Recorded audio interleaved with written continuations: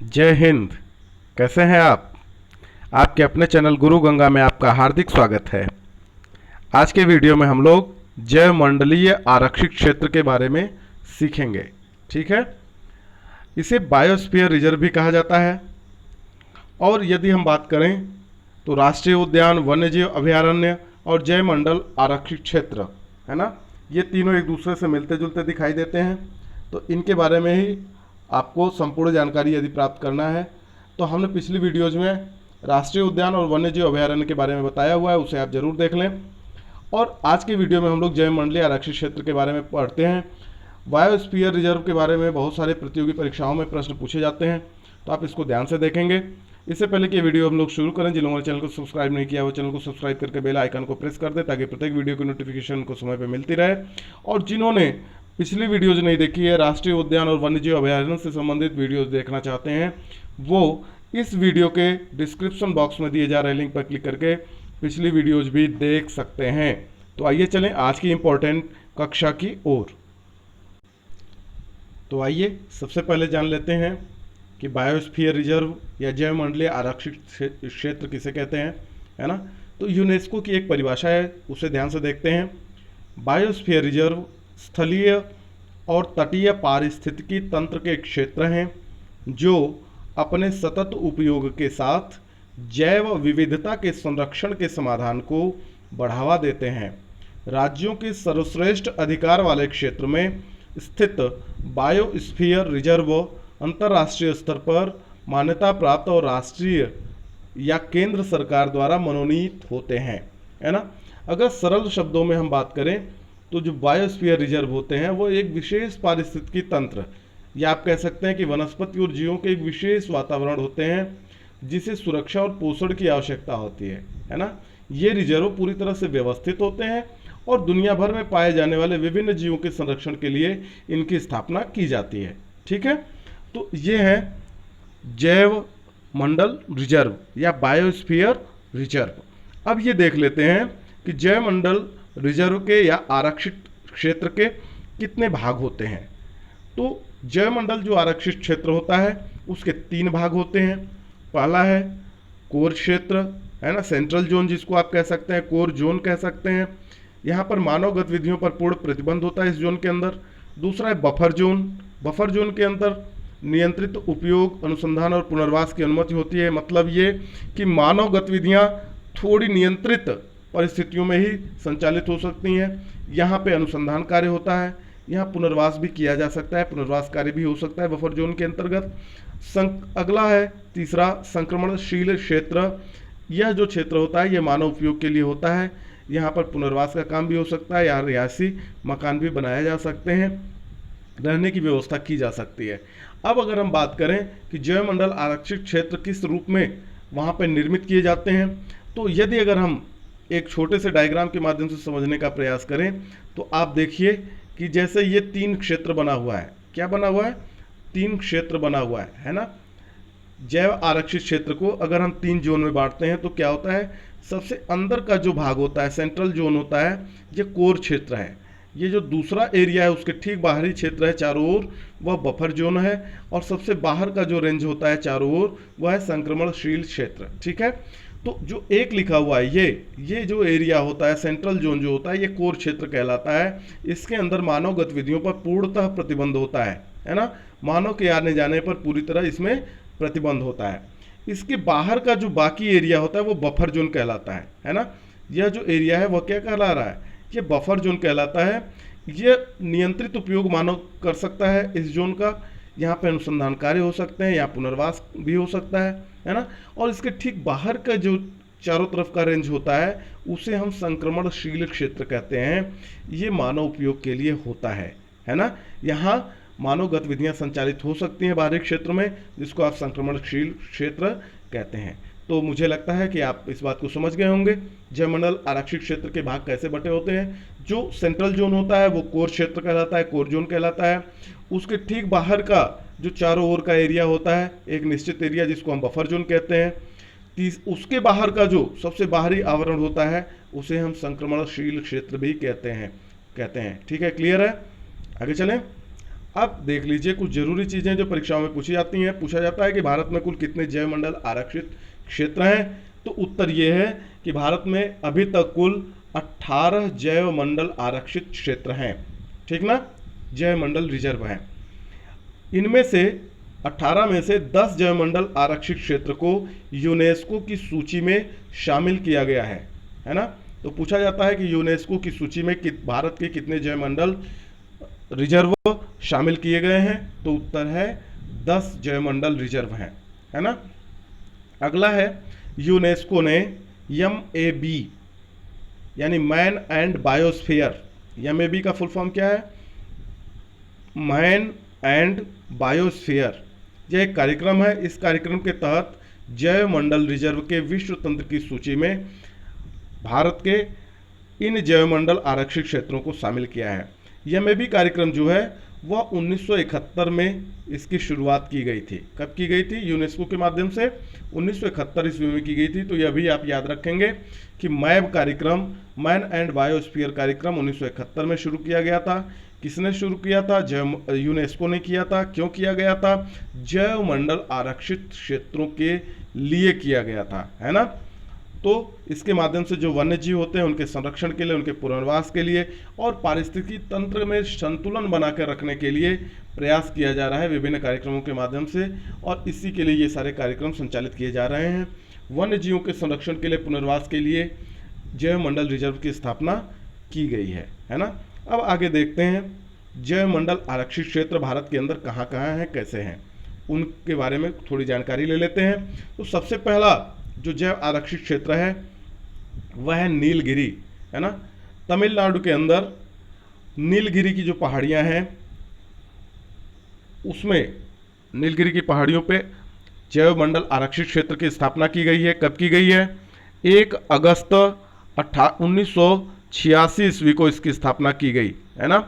तमिलनाडु के अलावा इसका कुछ क्षेत्र केरल में भी है और कर्नाटक में भी पड़ता है, तो इसलिए तीनों राज्यों के नाम लिखे हुए हैं। तो तमिलनाडु, केरल और कर्नाटक तक में ये जैव मंडल आरक्षित क्षेत्र फैला हुआ है। इसकी स्थापना 1 अगस्त 1986 ईस्वी को की गई है और इसका जो क्षेत्रफल है वह है 5520 वर्ग किलोमीटर, यानी ये क्षेत्र 5520 स्क्वायर किलोमीटर में फैला हुआ है ना। आगे देखिए नंदा देवी। नंदा देवी उत्तराखंड में है, आप जानते हैं यह जो जैव मंडल रिजर्व है यह उत्तराखंड में है और इसकी जो स्थापना है वह 18 जनवरी, है ना, 18 जनवरी 1988 को की गई थी। 18 जनवरी 1988 को इस रिजर्व की स्थापना की गई थी और इसका जो क्षेत्रफल है वह है 5860 स्क्वायर किलोमीटर, 5860 वर्ग किलोमीटर में यह जैव मंडल आरक्षित क्षेत्र फैला हुआ है। एक चीज़ और जो आपको ध्यान देना वो ये कि यह जो कलर है आप जो देख रहे हैं, यह जो कलर है यह इंडिकेट करता है कि इन जैव मंडल आरक्षित क्षेत्र को यूनेस्को की सूची में शामिल किया गया है ना। इस तरह का कलर अगर आपको मिले तो आप समझ लीजिएगा इस वीडियो में कि ये जैव मंडल आरक्षित क्षेत्र यूनेस्को की सूची में शामिल किए गए हैं। उन 10 को हमने इस कलर से कर दिया है, बाकी नीला है, ठीक है। आगे चलें, तीसरे को देख लीजिए नोकरेक। नोकरेक मेघालय में है ना। ये जैव मंडल आरक्षित क्षेत्र कहाँ पे है, मेघालय में है और इसकी जो स्थापना हुई वो 1 सितंबर को की गई थी। कब की गई, हमारे साथ बोलिए, जी हाँ, 1 सितंबर 1988 को इसकी स्थापना की गई थी और इसका जो क्षेत्रफल है वह है 820 स्क्वायर किलोमीटर। 820 वर्ग किलोमीटर में नोकरेक जैव मंडल आरक्षित क्षेत्र का विस्तार है और यह मेघालय में है। तो इससे संबंधित कोई भी प्रश्न आता है, स्थापना के बारे में पूछता है, किस राज्य में है ये पूछा जाता है, तो इसके बारे में आप आसानी से बता पाएंगे।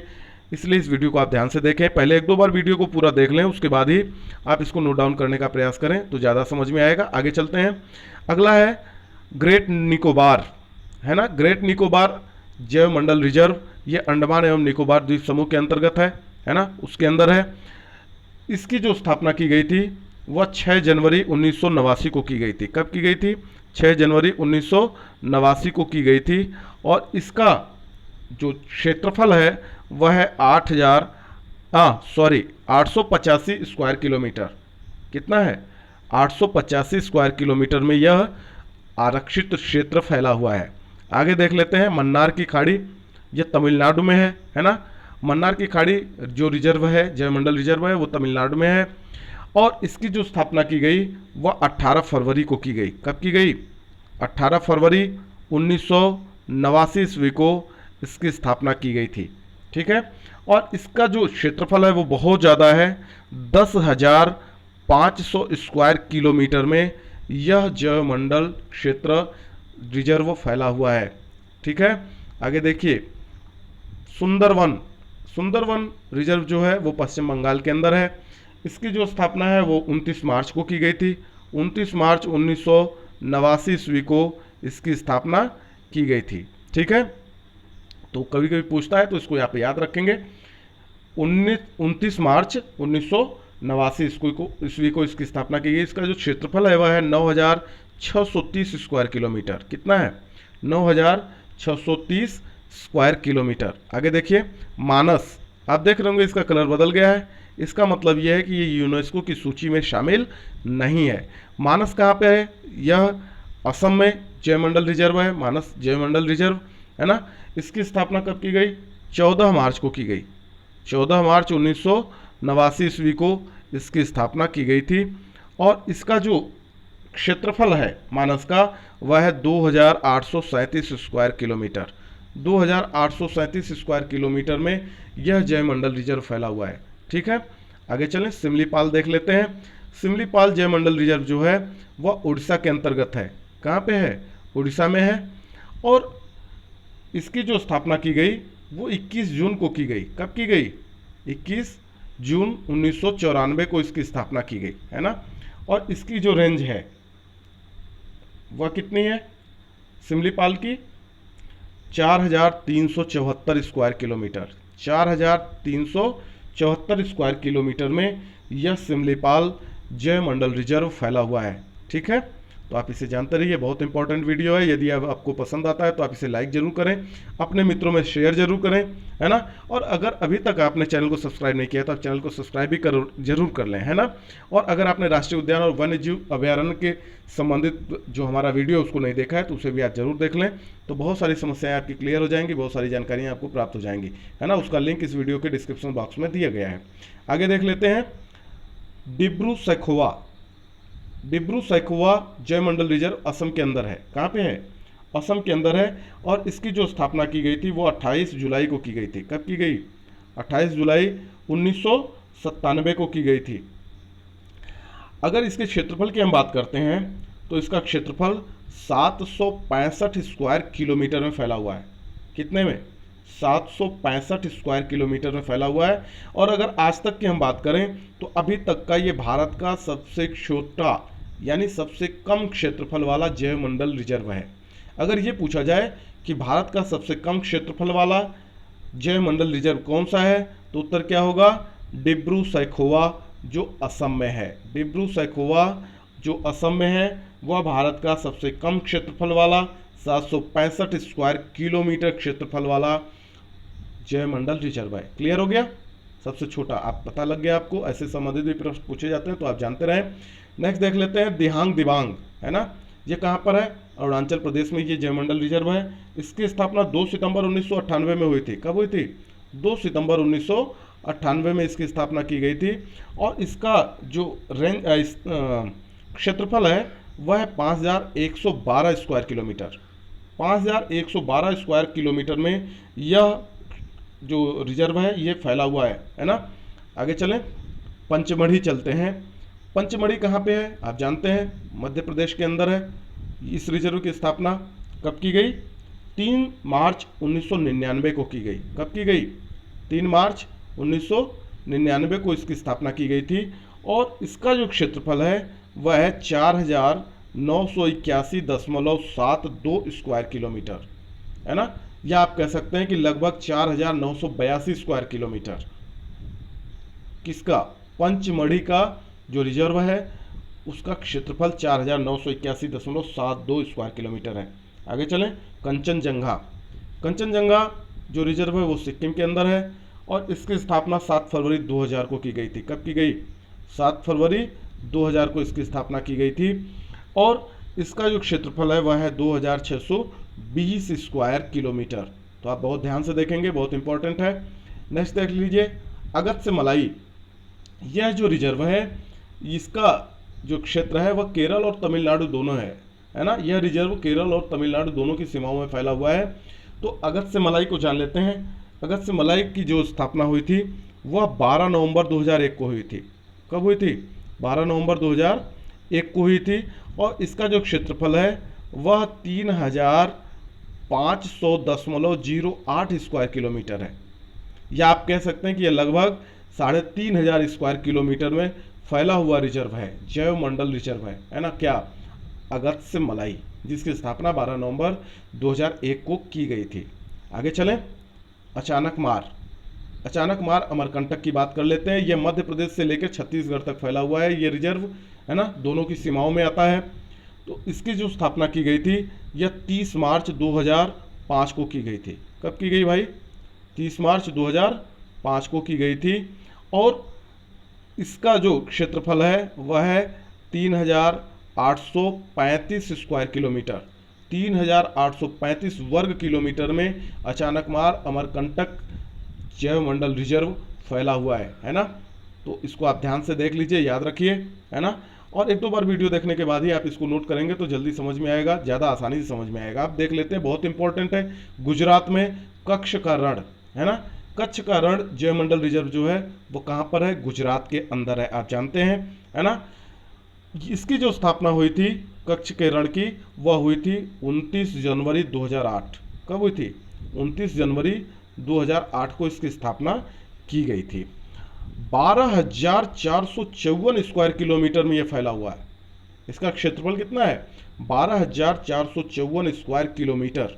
मतलब ये हो गया कि यह अभी तक भारत का सबसे ज़्यादा क्षेत्रफल वाला जैव मंडल रिजर्व है। प्रश्न पूछा जा सकता है कि क्षेत्रफल की दृष्टि से सबसे बड़ा जैव मंडल रिजर्व भारत के अंदर कौन सा है? तो उसका उत्तर है कच्छ का रण, गुजरात के अंदर ये है। इसका जो क्षेत्रफल है वह है 12,454 स्क्वायर किलोमीटर। तो आप समझ गए होंगे, सबसे ज़्यादा क्षेत्रफल अगर पूछता है, सबसे बड़ा वाला पूछता है क्षेत्रफल की दृष्टि से, तो कच्छ का रण है जैव मंडल रिजर्व। सबसे छोटा अगर पूछता है तो डिब्रू सुखोवा जो असम के अंदर है, आप जानते हैं, अभी आपने पढ़ा है, वो सबसे छोटा जैव मंडल रिजर्व है। ठीक है, क्लियर है। आगे चलें, कोल्ड डेजर्ट। कोल्ड डेजर्ट को क्या बोलते हैं? कोल्ड डेजर्ट को शीत रेगिस्तान भी बोला जाता है। तो इससे संबंधित प्रश्न भी पूछे जाते हैं। कोल्ड डेजर्ट भी पूछा जा सकता है और शीत रेगिस्तान भी पूछा जा सकता है, तो आप इसे जानते रहिए। शीत रेगिस्तान, इस रिजर्व की स्थापना कब की गई थी? 28 अगस्त 2009 को की गई थी। कब की गई? 28 अगस्त 2009 को इसकी स्थापना की गई थी। कहाँ की गई थी? हिमाचल प्रदेश में, है ना। हिमाचल प्रदेश में कोल्ड डेजर्ट है। 28 अगस्त 2009 को इसकी स्थापना की गई और इसका जो एरिया है वह है 7,770 स्क्वायर किलोमीटर। कितना? 7,770 स्क्वायर किलोमीटर। आगे देख लीजिए, शेषाचलम की पहाड़ियाँ, आंध्र प्रदेश, है ना। आंध्र प्रदेश में जो जीवमंडल रिजर्व है शेषाचलम की पहाड़ियों का, उसके बारे में जान लेते हैं। उसकी स्थापना 20 सितंबर 2010 को की गई थी। कब की गई? 20 सितंबर 2010 को की गई थी। और इसका जो क्षेत्रफल है वह है 4,755 स्क्वायर किलोमीटर। कितना? 4,755 स्क्वायर किलोमीटर में यह रिजर्व फैला हुआ है। और अंतिम देख लेते हैं, पन्ना। आप जानते हैं मध्य प्रदेश के अंदर है। यहाँ पन्ना धातु जो होती है वो सबसे ज़्यादा मात्रा में पाई भी जाती है ना। तो मध्य प्रदेश का जो पन्ना है रिजर्व, उसकी स्थापना कब की गई थी? 25 अगस्त 2011 को की गई थी। कब की गई? 25 अगस्त 2011 को इसकी स्थापना की गई थी। और यह जो रिजर्व है वह 2,998.98 स्क्वायर किलोमीटर में फैला हुआ है। क्षेत्रफल कितना है इसका, पन्ना रिजर्व का? लगभग 3,000 स्क्वायर किलोमीटर। 2,998.98 स्क्वायर किलोमीटर इसका क्षेत्रफल है ना, पन्ना जैव मंडल रिजर्व का। तो क्लियर हो गया। तो आज के वीडियो में इतना ही, बहुत इंपॉर्टेंट वीडियो है। यदि आपको पसंद आता है तो इसको लाइक जरूर करें, अपने मित्रों में शेयर जरूर करें। और अगर अभी तक आपने चैनल को सब्सक्राइब नहीं किया तो आप चैनल को सब्सक्राइब भी कर लें। और फिर मिलते हैं अगले वीडियो में, तब तक के लिए एक बार फिर से आप सभी लोगों को जय हिंद।